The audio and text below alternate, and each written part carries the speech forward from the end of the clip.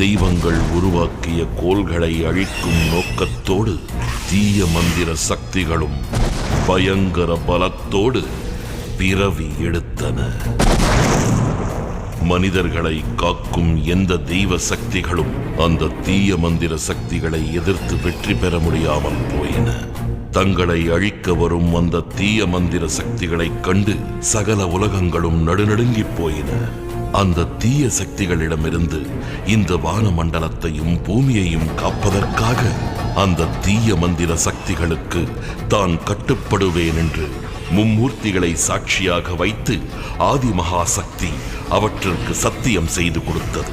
சகல உலகங்களையும் காத்து ரட்சிக்கும் அந்த ஆதி பராசக்தியே தங்களுக்கு அடிமையாகிறேன் என்று சொன்னதனால் அவைகள் மகிழ்ச்சியில் துள்ளி குதித்து வானமண்டலத்தை விட்டு விலகி ஆதி மகா சக்தியை